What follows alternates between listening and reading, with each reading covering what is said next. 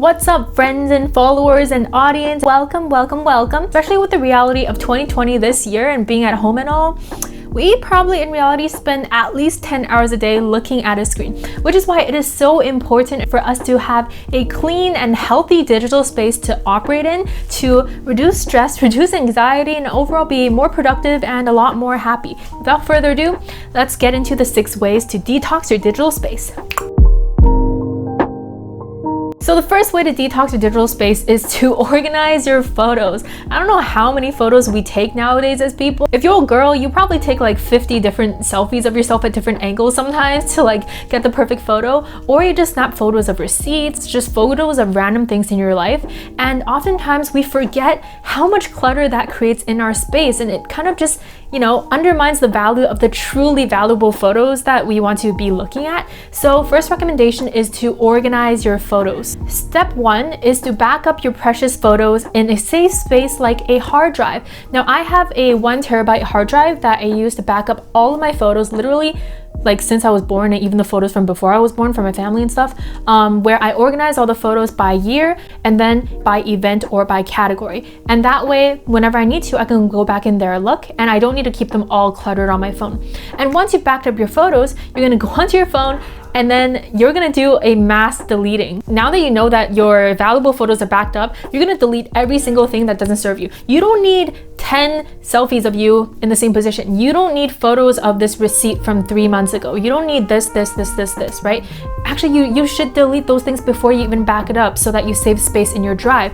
But you're gonna just be like Thanos and just delete and delete and delete photos until you're left with just the stuff that you need, and also so you can just clear up more space and room for you to keep taking photos and making good memories. So do that. And then third of all, if you want to be a little bit extra but also, pretty fun to do this, if you do enjoy organizing stuff like I really do, even organize the photos on your phone into certain folders, and that way you can just have a nice little album on the go for you to look through things. So yeah, clean your photos. And the second way to detox your digital space is to clean your apps. Now, I don't know about you guys, but I use so much storage on my phone. I used to have this 8 gigabyte iPhone 5C, and I don't even know how I survived with that. I literally could not download any external apps. But right now, my phone is 64 gigabytes and it's still not enough for me. It's better to just not have the clutter. So go through your phone and check out all the apps and see which apps do you not need anymore. What apps do you never use, do you never touch? And I'm sure there's settings in your phone that literally show you how much time you spend on each app. So that way you can see, okay, I don't need this, might as well just get rid of it. And then once you've deleted all the old apps that you don't need, you're gonna take your existing apps and organize them into folders that work for you. Maybe they're already organized on your phone, but maybe you can find a better way to organize it to optimize your productivity and your wellness.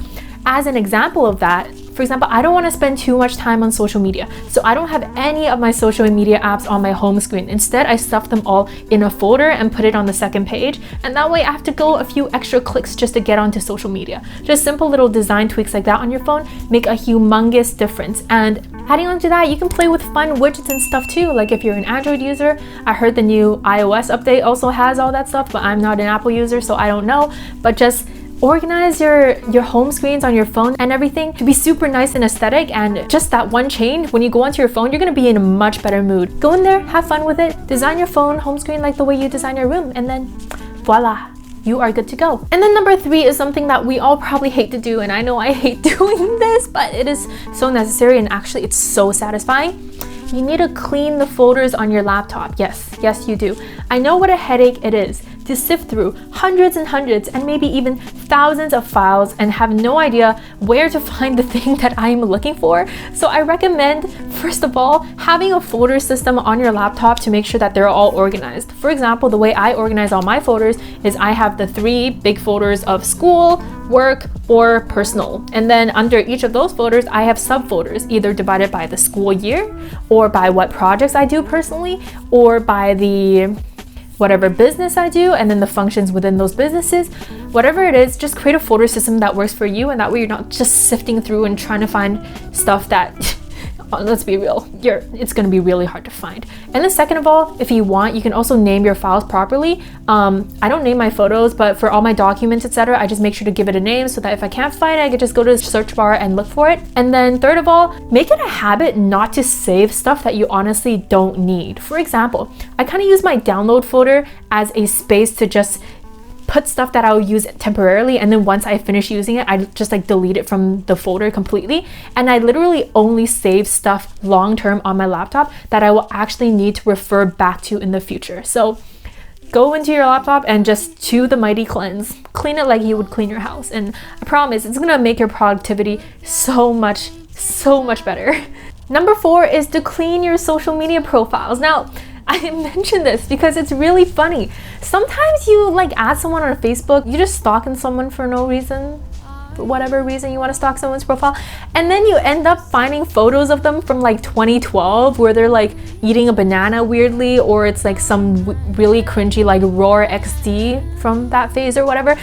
But the point is, a lot of people don't make the effort to go onto their social media profiles and clean it, right? Unless they want to keep those photos up there. So I recommend you go into your profiles, especially Facebook, because everyone just forgets about Facebook for some reason. Anyways, your Facebook, your Instagram, your Twitter, even your TikTok maybe, Twitch, whatever other social media that kids go on these days, go onto those profiles and just see what old photos do you not need of yourself to be there anymore? What old maybe statuses or messages are there that are just not good for your reputation that you want to like delete? Just delete anything that you don't want to keep, unless you want to keep something for the lols, for the memories. For example, I keep all my old Facebook statuses from like 2010 and beyond, just because they are so fun to look at. Like, wow, grade 7 Meg was, she was like loving Justin Bieber or whatever. But yeah, at your own discretion, just go in and just do a total cleanse, and you're gonna feel renewed. It's just like giving yourself a total cleanse, except it's your digital self. So trust me, go into your accounts and just do it. And then the 5th way to detox is also related to social media. So you need to go into your accounts and clean your following, because your feed is something that we spend so much time looking at on a day-to-day basis, especially Facebook, and especially cannot stress this enough, your Instagram feed. So you need to go in and determine which accounts do you follow that don't add any value to you whatsoever. Which accounts do you follow that literally make you feel like crap? Maybe it's influencers who literally only show their highlight reel and make you feel inadequate and think that you're like not a worthy human being because you're not super hot and rich and have a lot of money and have perfect skin and a lot of friends and a fucking mansion. Maybe it's certain knowledge accounts that just give you like bad information. Or maybe even it's people like from your friend group, whether it's like old acquaintances, even friends, that just share stuff that just makes you feel like not good. You can feel the energy of these accounts through the screen subconsciously, and oftentimes we just spend so much time scrolling on social media and not even consciously knowing that it's making us feel like shit, especially Instagram. I tell you, this is why I do not spend time looking through my feed on Instagram. All I need to do is go in, check my friends' updates, post whatever I need to post, and then I close it, because it's just an endless hole of sometimes it's just not good. So you need to go into your following list and just, again, I can't snap, but like Thanos, you need to cut that stuff either in half or whatever you need. Just do a mass cleanse. Just unfollow everyone and everything that does not serve you. You should only be following accounts for one of 2 reasons. 1, either it's somebody that you want to stay in touch with, or 2, it's an account that's adding value to you in some way, whether it's through knowledge or inspiration or humor or entertainment or whatever. And if it's not one of these 2 things, you need to cut that out of your feed, my friend. You need to cut that out of your feed. So audit your following, and your feed is gonna be a good place for some good vibes, okay? I promise you. And yes, I understand unfollowing people sometimes feels like almost like a huge commitment, like you're literally breaking up with someone or something. So if you don't want to unfollow them yet, pro tip, Instagram has the feature where you can literally just mute certain accounts' stories or posts, and that way you won't see them show up on your feed, but you'll still be following them, if that makes sense. That way you can just take a temporary break from them and just unmute them whenever you need to, and they won't even get notified. So yeah, that's my tip. And then the 6th and last way for you to complete your total digital cleanse and detox is to, and this one you guys are not gonna like, but you have to organize and clean your passwords. Yeah, you heard that right. I'm speaking from personal experience here. I used to use literally the same password for everything, and it was a very guessable password. Guys, I'm not even kidding. It was literally my initials and my birthday for everything. Like, I'm not even joking. By the way, don't try this anymore. I've literally changed all my passwords now. But the point is, you need to go into all of your accounts and make sure that your passwords are secure. Don't use the same password for 2 or 3 or multiple accounts. Make sure every account has a different password. But now you might be like, but Meg, I can't remember all my passwords. Well, don't worry, because the sponsor for this video is... I'm just kidding, I don't have a sponsor yet, but I wish they would sponsor me. But I use this really secure password storage vault called LastPass, and it's free to use.